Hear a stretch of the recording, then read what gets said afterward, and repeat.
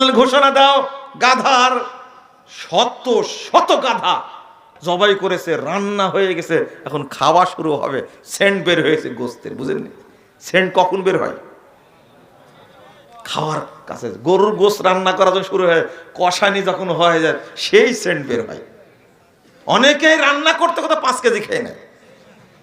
এই পর্যায়ে সাহাবীরা সব চুপ, বলে দিলেন গোস্ত ফেলে দিবে, হাঁড়ি ভেঙে দিবা। গোস্ত ফেলে দিবে, হাঁড়ি ভেঙে দিবা। এবার কি হবে?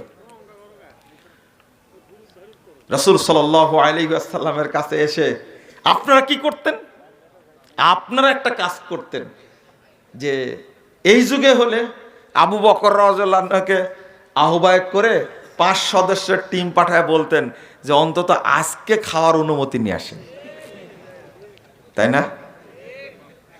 শোনেন শোনেন, কিন্তু সাহাবীরা আবেদন জানালেন, আল্লাহ রাসূল এই গোস্ত ফেলে দিই আমরা, কিন্তু পাতিলটা কি ভাঙ্গার দরকার আছে? পাতিলটা বলছে ঠিক আছে, পাতিল রেখে দাও, ধুয়ে ফেলো, কিন্তু গোস্ত খাওয়া যাবে না। ক্লান্ত সাহাবী, এতদিন থেকে যুদ্ধ হচ্ছে, জয় লাভ করা যায় না। আলী রাদিয়াল্লাহু আনহু, কেন বলতে গেছি কথাটা জানেন?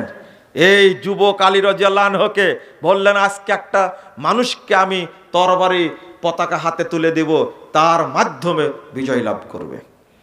বলেননি আল্লাহ রাসূল সাল্লাল্লাহু আলাইহি ওয়াসাল্লাম কাকে দিবেন? সব সাহাবী অপেক্ষা আছে, হয়তো আল্লাহ রাসূলের তরবারি আমি পাবো। কিন্তু সকালে যখন বললেন, সবাই মনে করছেন তখন আলী কই, তখন সবাই বলছে আলী অসুস্থ। আলী আপনার মতো বৃদ্ধ ছিল? কি ছিল? আলী রাদিয়াল্লাহু আনহুর মাধ্যমে আল্লাহ বিজয় দান করেছেন খাইবারকে। সুবহানাল্লাহ। বিশাল গেট, যে অন্তত 500 মানুষ ধরে সেই গেট সরানো যাবে না, তিনি ধরে যখন চাঁট দিলেন এমনি খুলে গেল। আল্লাহ তাকে কি শক্তি দিয়েছিলেন, খাইবার বিজয় হয়ে গেল। ক্লান্ত সাহাবীরা, ক্ষুধার্ত সাহাবীরা বিজয়ী হয়েছে, গাধা জবাই করেছে, রান্না করেছে, খাওয়া দাওয়া করবে, ঘোষণা দিয়ে দিলেন খাওয়া যাবে না। আপনারা বলতেন আজকে অন্তত খাই, পরে জায়গায় হবে। একজনও এক পিস গোস খাননি, এক পিসও খাননি, সবাই ফেলে দিয়েছে। আপনারা পারবেন?